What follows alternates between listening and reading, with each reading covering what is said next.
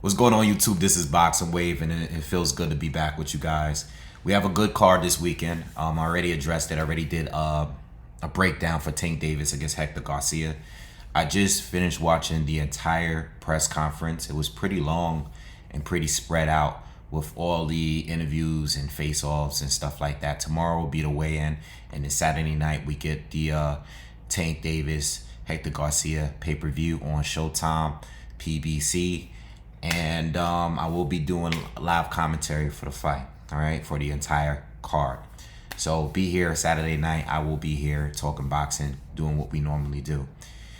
I wanted to give you my final thoughts again. If you haven't saw my actual breakdown, it's up. Be sure to check that out. But I wanted to give you a final views on this fight. Speak a little bit about Tank. Everything leading up to the fight. Of course, I've made a couple of videos about that. But I also want to talk about the undercard a little bit more. Didn't get much time to do film study on the other fighters on the undercard. And you have Demond Nicholson fighting Demetrius Andrade. You have Roman Villa, who I did get to see a little bit of this past week. That he's going to be fighting Rashidi Ellis. Okay, I think that's the fight you really got to keep your eye on. And then you got Corinne against Jaron Ellis. I didn't get any chance to look up Corinne and see what he got, but not really thinking that this is a guy that's gonna fight and be able to give much issues to Jaron Boots Ennis at this point. You know, I think Jaron is only gonna lose to like top tier welterweights at this point. You know, and even that, it's a stretch. But let's talk a little bit about this press conference because I thought it was highly entertaining. I know people don't really care about this fight being a pay-per-view. I don't think it needs to be a pay-per-view, but like I said before, Tank at this point, through the rest of his career, at least, he's probably going to be doing pay-per-views, you know, until he gets knocked out or something and he's just, you know, getting beaten up and he's way past it. But at this stage, in the height of his career, he's going to continue having pay-per-views no matter who he faces. All right. I know a lot of people don't care about the undercard because, you know, you got Rashidi Ellis and Jaron Ennis on the same undercard, and most of us would like to see them fight each other because they will both be the best tests on their resumes. The thing is, Rashidi Ellis hasn't been active. Like I brought up in previous videos, he hasn't been active. And, you know, he did come back. I think he sat out the entire 2021. He came back and beat a guy in like one round in 2022. You know, he was going through some mess over there in Golden Boy, just wasn't active. Had his best win against Alexis Rocha. And after that, they kind of just benched him, you know. And you have Virgil Ortiz over there with Golden Boy. There's no excuse of why that fight couldn't have happened, you know. But, he's over with the PBC now, and he's had one tune-up fight, one tune-up round, and he probably shouldn't go straight into a Jaron Ennis fight right away, you know. But hopefully, if they are both to win their fights Saturday night, they are faced against each other. If Jaron Ennis, obviously, if he can't get a title shot, because he is a mandatory for one of Spence's title, but if he can't get a Spence shot, if he can't get like a Virgil Ortiz or a Stanionis shot, and if he can't get a Bud shot, then I guess Rashidi Ellis should be the other option. You know, Ellis, unfortunately for him, he's not as highly ranked, but we are very familiar with him. He's been around for a minute. You know, I mean, he's been a prospect for a long time. All right. Look, man, Demetrius Andrade. I love Andrade, right? Very big talent in the sport. You know, I've been covering his fights for years. I've been wanting him to be, you know, at one point, I thought he was the best at 154. You know, I thought he would have beaten anybody outside of maybe Arislani Lara. It's been many years. He's won titles in 2 different divisions, and that's cool, but he just hasn't had that fight. Some of it his fault, some of it his opponent's fault. It's kind of hard to see him, you know, at the opening fight on this card. You know, he's still undefeated. You know, and he's a 2-time champion. I know he's been stripped and all of that, but it's just kind of crazy to see him as the opening fight on this card. All right. The fact that Rashidi Ellis and Jaron Ennis is going to be fighting after him is crazy to me. It's just crazy. He was just getting a lot of money over there on Matchroom. All right. So to go there to this, I know Eddie couldn't secure the big fights. I know Charlo was one of the fights he wanted. I know Eddie tried to secure it, and he did throw the bag over there. But you know, unfortunately, Eddie couldn't secure any of the big fights. Not Canelo, not Triple G, not Jerron Boots Ennis, not anyone over there. But now he's with the PBC, and hopefully PBC can work it out. So I respect him for pursuing another lane and trying to secure another fight with a fight that he's been wanting, and others, because you have Plant there, you have Benavidez there, of course. So I don't blame him. You know, he's running out of time. He's in his mid-30s. But, you know, I'm just saying overall, it's been a lot of bumps in the road. And I'm hoping that he can get something, at least one big fight before he's clearly past his prime. That's what I'm hoping for. I wouldn't want him to lose when we're seeing some decline in his game. We haven't seen it yet. All right, but he's been out all year, right? And I think, you know, he's probably like 34 years old. You know, they don't have his age here, but I'm assuming he's around 33, 34, maybe 35 years old. I just want to see him get a big fight, a big opportunity. Damon Nicholson. The only time I've seen him fight is when he fought, what's this guy's name? Edgar Berlanga. I saw that fight. He went the distance with Berlanga. When Berlanga was having his little run, he went the distance with him. You know, I think Berlanga was coming off like 16 straight knockout wins, and Damon Nicholson was the first he went the distance with. I remember watching the fight. Berlanga still won pretty clear, but it wasn't that crazy performance. You know, he looked way better knocking out everybody in one round before that.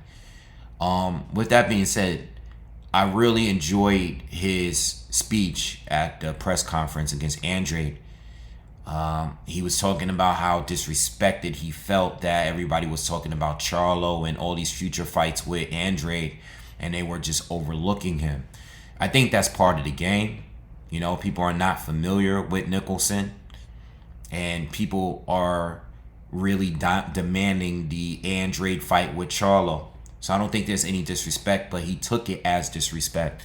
And I like how he broke it down. And you know what, to be honest, him saying things, you know, he seemed to be really fired up. I've never seen him at a press conference. I don't know what he's typically like.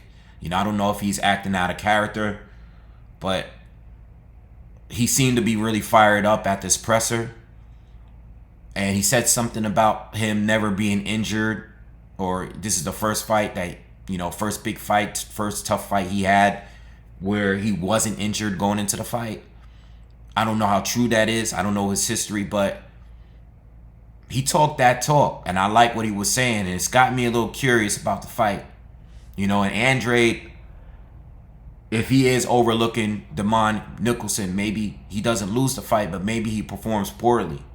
You know, maybe Nicholson will give him everything that he can handle. You know, maybe Andrade goes life or death with this dude because Andrade is overlooking him, or maybe because Andrade is a bit rusty.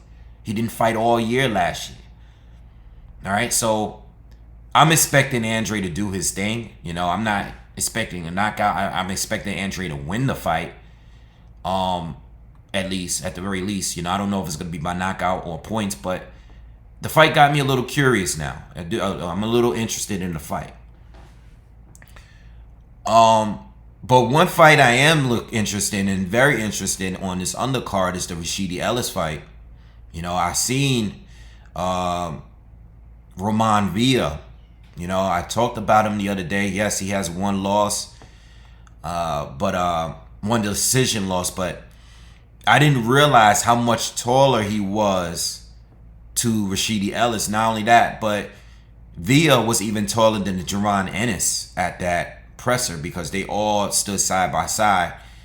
And it looked like he's way taller than everybody else. The funny thing about BoxRec, and I'm going to break this down to you guys.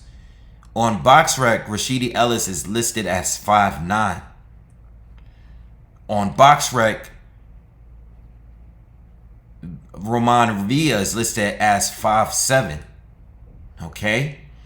He's clearly much bigger than these guys. He's taller than Rashidi Ellis. I mean, not Rashidi Ellis. He's taller than, well, he is taller than Rashidi. He's taller than Jaron Boots Ennis. All right? So when they did the face-to-face, even Rashidi Ellis said it in the post-interview of the press conference, yeah, this guy was so tall, I didn't realize he was that tall. He said it himself. So I was shocked to see that. I spoke about this the other day. This guy got nothing but knockout power, and he's very, very active. He's fought three times in 2022. Now, these are not top-tier fighters. All right? These guys are not proven to be top-tier fighters by any means. But this guy has knocked out everybody on his resume except the last fighter he fought, which says a lot. And he's on a winning streak. So, don't sleep on this fight. Because again, I told you guys in a video the other day, Rashidi Ellis only has really two notable names on there. Alexis Rocha, who is definitely a top 15 welterweight. I don't say top 10, but he's a top 15 welterweight, right? Definitely. And outside of that, there's really not much else there. I said Eddie Gomez was a great test for Rashidi at the time. That's the fight that put Rashidi on the map because he stopped Gomez really, really quick. But outside of those two names, there's no one really worth mentioning on Rashidi Ellis's name. So there is a chance, and a small chance, but there's a chance here that Rashidi Ellis could get exposed because he's not as proven as some of the other welterweights on the come up. I would say that Jaron Ennis probably already has a better resume than him, even though he's fought much less or fought for a less amount of years. Virgil Ortiz for sure. Stanionis, yes. I would say a lot of these guys, you can make an argument that they have better resumes than Rashidi Ellis, and plus they're a lot more active. So if there is room for Rashidi Ellis to get exposed, it could be Saturday night because this guy is a huge puncher. He's very active, and he's much bigger than we thought he was. Okay, so Rashidi, hopefully he's on his A game. He would need to be. He really was on his A game against Alexis Rocha. Rocha was being the pressure fighter in that fight, and he just couldn't really connect with Ellis. Ellis displayed some good defense in that fight. He was really slippery and really quick. He's going to need to be against this guy because this guy looks dangerous. And let me tell you something. That is the most intimidating fighter that I've seen in a long time at a presser. Some guy that's totally unknown, not much words, straightforward. Like, listen, I'm not here for the talk, very religious guy, but very spiritual guy. But he's like, listen, I'm not here for the talk and the clown around. He wasn't smiling. He wasn't giggling. Rashidi Ellis, they was doing a face-off, and this guy was just staring right in his face with no issues. Didn't look scared at all. I hope Rashidi Ellis is prepared for a real fight because we don't know. Again, he even said himself, he didn't know he was that tall. So I hope he's prepared for a real fight. Everybody's talking about Boots, and that's the next thing I wanted to talk about because I don't know anything about Corinne. I'm not going to lie. I haven't even had time to really look him up. So I'm not expecting much there, but everybody's talking about, Ellis and Boots. Ellis needs to be on point Saturday night for that guy. Because that guy is not looking like he's in there to lay down. He looks like he's the real deal. All right? Now, he could be no one. He could have a bunch of power against a bunch of bums, and he can just get schooled by Ellis or stopped by Ellis. I don't know. All right? But Ellis looked very uncomfortable sitting next to Boots. All right? I'm not going to sugarcoat it. Once they started asking Ellis questions, Ellis, maybe he's just not the best speaker. I don't know, but I know when they started asking questions about Boots Ennis, he looked very, very uncomfortable sitting next to him. I know a couple articles came out this week talking about how Ellis said he wants to fight, and they tried to offer the fight, but they didn't offer enough money. Look, man, Boots looks very confident up there, especially sitting right next to Ellis, and Ellis looked very uncomfortable. He did. I'm not saying he's scared, but it looked like it. It looked like once they started going there with that fight, he looked very uncomfortable. All right. It's a good fight though. Depending on what we see on Saturday, it's a good fight. One thing Speedy has is speed. He has good defense. He's quick. He's got great reflexes. Very, very slippery fighter.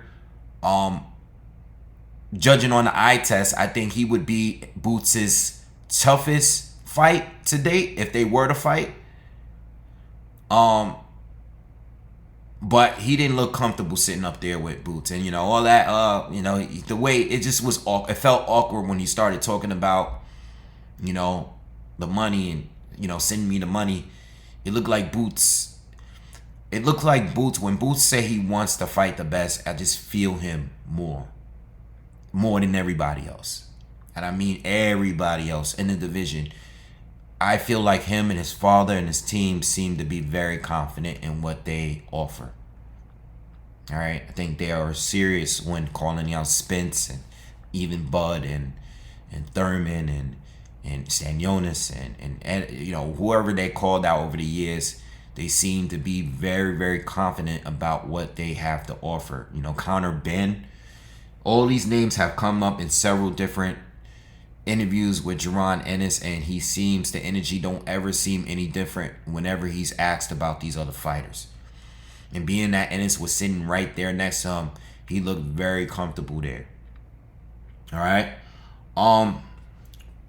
So let's talk about the main thing, the main event. Tank Davis against Hector Garcia. Again, I did the breakdown. Please check it out if you haven't. I think my only question was really at this point was how Tank was gonna going into this fight with all the drama outside of the ring, the domestic stuff, and even everything else, still having that case, having trial come up next month. How is he gonna look going into this fight? How is he gonna be mentally going into this fight? All of this stuff with the domestic stuff is all real recent stuff. This was all last week. Look, man, Tank looked very comfortable there. He looked like he's excited for the fight. Doesn't mean that he is deep down inside. Maybe he is distracted, but he looks confident. He looks like his normal self. And I picked him to win by knockout. It's not taking anything from Hector Garcia, but I think there was just too many reasons why I think Tank would win the fight stylistically. Hector is not a tune-up because he is talented. This is an actual champion moving up to 135. He is a champion. I know he's fought at smaller weights, but he is a champion. And probably on fight night, he's probably going to look a little bit bigger than Tank. I don't think that's really going to matter. Hector is good, but Tank is not Chris Colbert.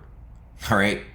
And Tank is better at fighting southpaws. This is a point that I was making when I was doing my breakdown. All right? Going back and looking at Tank fight other southpaws. I think Tank is even better against southpaws. Another problem with Hector, and it's the main issue with Hector, is that he just doesn't seem to move his head well. And I just think that he's going to walk into a big left hand at some point, man. And he likes to exchange sometimes, and he's just a little too squared for Tank, and I think Tank is going to catch him and put him down. All right, I think Hector is good. You know, he's been down before, but he's a tough fighter. He's a good boxer. All right, but defensively, just not slick enough. Offensively, I could see him winning rounds, but defensively, Tank is going to hurt him. Tank is just too powerful. All right, Hector is just not slick enough, not awkward enough to really give Tank problems long term in the fight. All right, he's going to make a mistake, and I think he's going to get caught. And it could be an early night. It could be an early night. You know, that's what Tank was saying. Don't make too many mistakes. And I think he's insinuating on the same things that I'm seeing when I see Hector Garcia fight. You know? Not sleeping on the dude, but I'm just looking at it and just calling it how I see it. The Colbert win was a good win, but Colbert is not Tank by any means. He's not. All right? He's a good fighter, but he's not Tank. Tank is on a completely different level. Completely. All right? And I would have told you that any other time if we were being honest. Now, I just want to finish this out with going a little bit back of what I've said about Tank in the last couple videos I did. Everything that I said still stands. Now, I read your comments. You really didn't get too much, tension from you guys. I mean, my main point is I just want this man to stay out of trouble. My rant, my follow-up video, all this messy social media stuff. I want this guy to stay out of trouble. That's all. I'm just worried about him because he's very talented, and a lot of the younger up-and-coming guys like him. He is a role model to a lot of younger people. You feel me? I want him to stay out of trouble. And I was breaking down, these are the key things you gotta do to make sure you live a life of just a good quality life. You gotta have a partner that respects you as a man. From what some of the things we see, I don't know what's true. I still don't know what's true. I don't care about these pictures that's come out. I don't care about what the girl, the baby mother said, all right, denouncing everything. I don't know, if she was lying. All I know is that she lied about something. I don't know if she lied about what happened originally on that 911 call. I don't know if she's lying now. All I know is she's a liar. So I don't believe anything she's saying. All right, I'm not going into a long list of conspiracies that she was paid off for this. I'm not going into all that. All I can tell you right now is that Tank has a problem. And he needs to remove these problems out of his life. Some of it is probably him, and some of it is probably the people around him. His partner, probably some friends, family. You got to have the right people around you, and you got to have them there. You got to have people that's going to be there to tell you when you're effing up and you're not focused. I know he's made a lot of money. I know he's very successful, but you could make so much more money and you can really be something special. Not saying you're not now, but you can be even better. All right. We've seen this story plenty of times. People are bringing up Adrian Broner. People bring up Mike Tyson. People bring up all these great fighters that could have done much more in their career. They had the talent, but they just kept getting caught up in messes and stuff. I don't know what's going to happen on February with this trial. But if he is going to beat this trial coming up, because it looks like this domestic thing is going to be it's a wrap, based on the statements of the baby moms. It looks like it's going to be a wrap. regardless, it doesn't change my stance.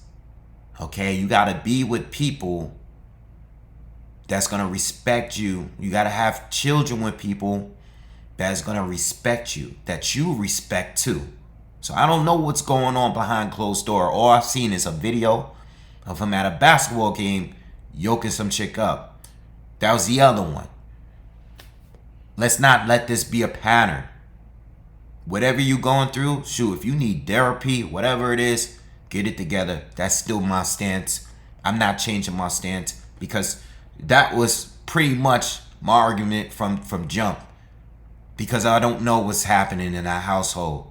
I don't know what's going on. I don't know the man. I don't know him. I don't know his family. I don't know what's going on with him. I know what they put out. All I know is that this ain't healthy for your career, brother. This is not healthy. And that's my stance, and that's always going to be my stance. All right? It's changing up, trying to change it up. You got way too much to lose and so much more to gain. You know, and people will not care about you losing.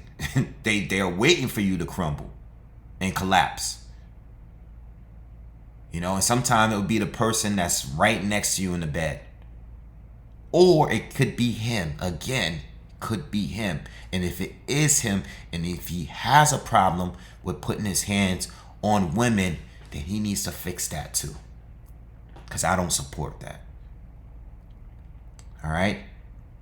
And if he's getting provoked to do it, somebody's pushing you to do that, like it appears to be with these photos, then you're with the wrong person, man. I hate using a word like toxic, but it's toxic. You gotta get up out of that. It's just gonna bring you down further and further. But again, you know, I know the weigh-in's tomorrow. You know, unless anything crazy happens at the weigh-in, I probably won't be making any additional content. All right, I think Hector, you know, could win rounds, but I think he's gonna get clipped at some point. All right. It's not about him not being good enough. It's about styles with this one. I'm not calling him a tune-up, but for Tank, I think his style is tailor-made for Tank. All right, I've been wrong before, but, you know, I just think Tank is just on a different level. Hector is good. All right, he's good, but this is on a different level than the guys he's been facing. Way different. All right, hopefully he catches Tank on a good night. For him, you know, maybe Tank isn't all there, you know, maybe he's just too eager, maybe he is pissed off and he wants to take out his anger on Hector and goes in there and fights a reckless fight. I don't think that's gonna happen though. All right, I'm expecting Tank to get a knockout at some point. All right, so anyway, that's my views on this whole card. I will be here Saturday to cover it, so be here. If you are new, subscribe to the channel. Please smash the like button. You know, if you got through this whole video, hit that like button for me. Do me that favor. Also, share the video if you could. Hit me on Instagram. Hit me on Twitter at Boxingwave10. And I'll see you guys on the next one. I'm out of here. Peace.